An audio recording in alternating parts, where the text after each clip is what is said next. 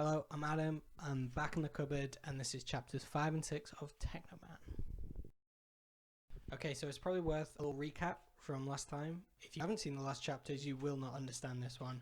The last two chapters, Mike killed his childhood bully. He blew up a school, which then triggered a giant chicken invasion, and now he's off on his travels with a whip. I feel like that's basically the full summary that you need. Chapter 5. Yeah, first class with TV. 1 ticket. For me. I'm 18. A small one. Okay, so 9 p.m. tonight? Fine. Thank you for your service, Mike confirmed. Weird start. We don't know where he is. I'm going to assume that he's on either booking a plane or a train. Not sure where.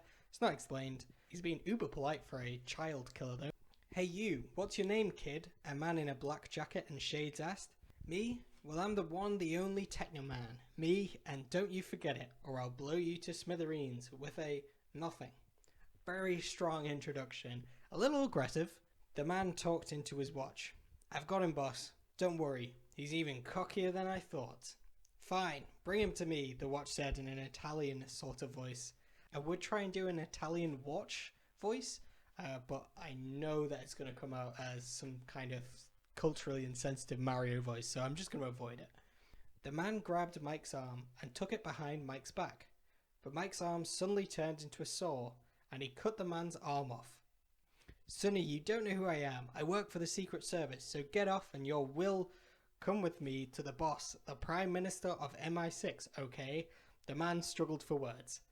Understandable that he's struggling for words, his arm's just been chopped off. Mike got into the man's Bentley and shut the door. The man got in and they were off to the Secret Service. Sure, that doesn't seem like a normal interaction. A man asks a child who he is, the child chops off the man's arm, and then they just go off in a car together.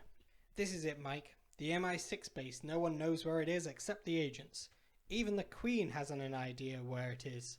Follow me, come on, chop chop. You're not that slow. If you are, then you're human snail. Solid insult. Don't think a Secret Service MI6 agent would say it, but it's funny, nonetheless. Agent 000 said while pointing to the mountains in front of him. Have you got the right place, Agent 000? This is just a couple of hills and a rock. No sort of technical base at all, Mike said, confused.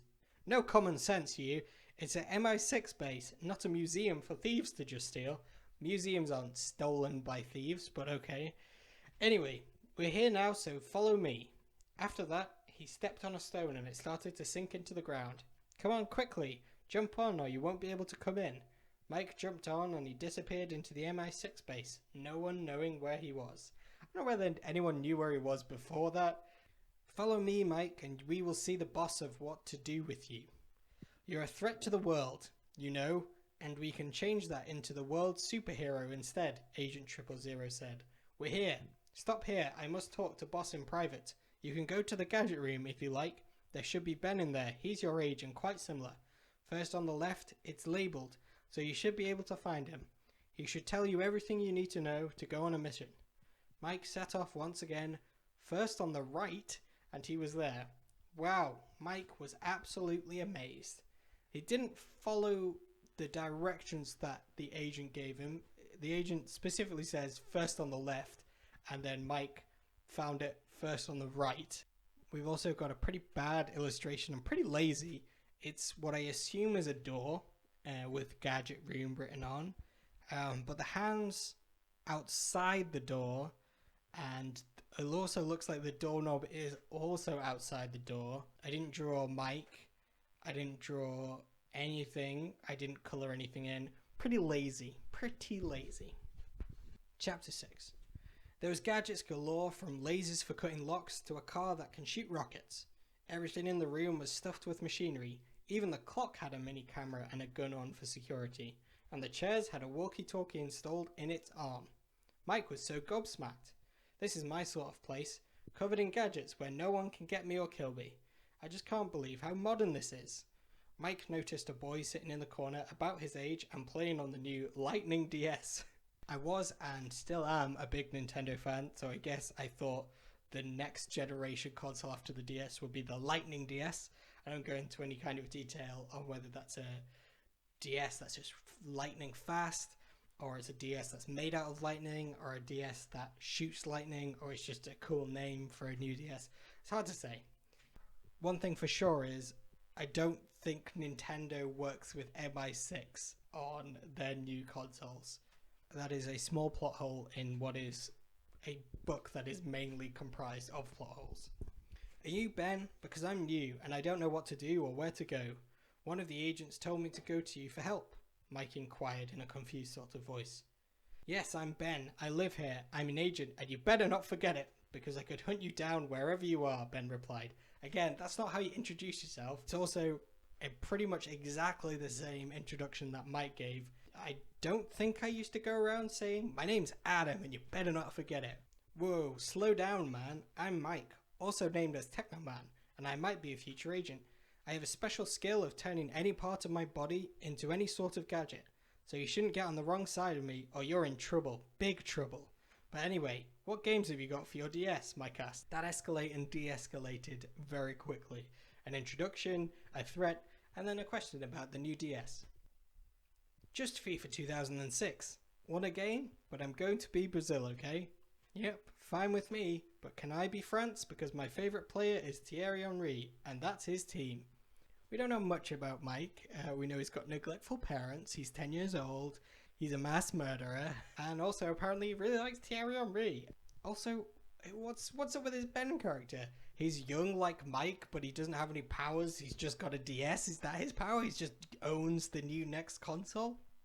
Mr. Techno, will you please report to the assessment room, please?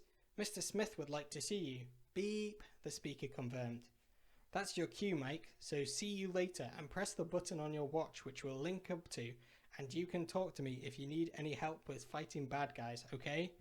Ben said, and gave a handshake to Mike as a way of saying farewell.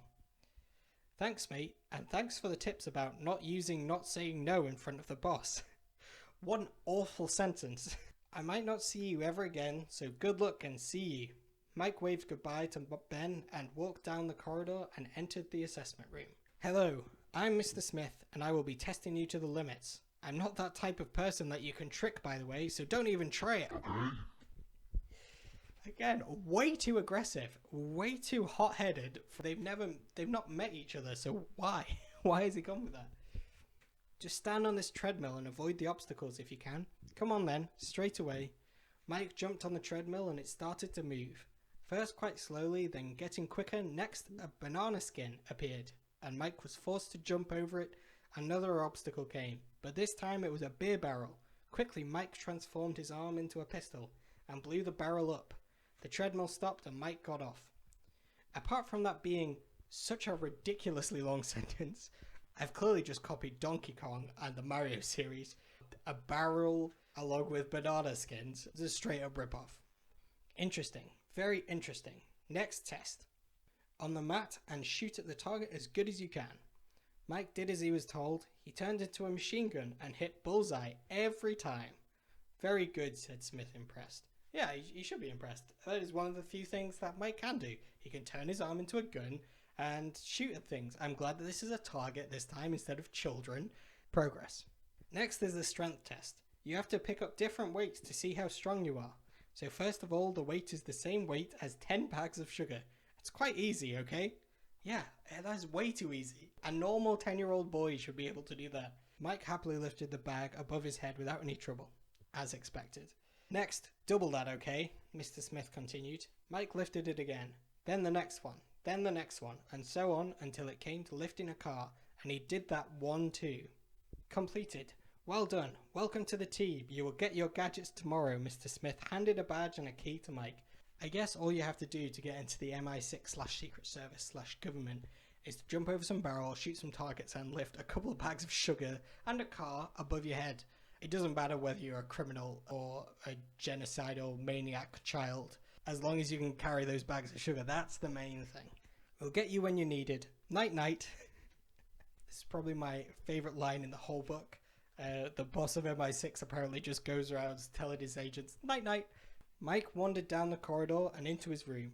Nice bed and minibar. I think I'll sleep tonight in this room. Why is there a minibar? He's 10. Am I suggesting he's an alcoholic? Potentially. I also got lazy with the drawing on this one. There is just a bed. Not any of the tasks that could have been interesting to look at. Not even the new Lightning DS. Not even the minibar. That's the end of chapters 5 and 6. There's only 2 more chapters left. This one was a little bit more chill. I guess I was trying to show that this kid killing maniac was turning into a slightly good guy. It's not really shown at all in this, apart from the fact that he's now in MI6. There's not really any motives here. I don't know why MI6 want Tecno Man, because again, he's a maniac child killer. And I can't think why Mike's joined them. I'm pretty sure the last chapter, he just wanted to go kill the chickens and get some chicken curry. I hope you've liked the past couple of chapters. As I say, there's only 2 more left. They are twist heavy. The giant chickens are back. Final face-off for Polytentacle. If you've got this far, you need to push your way through to the end. I want to hear the next couple of chapters next week. Subscribe to my YouTube. I'll probably release it to Facebook eventually, but it's just easier to do on YouTube. Who goes on Facebook these days? Thanks for watching. I'm Adam, and you better not forget it.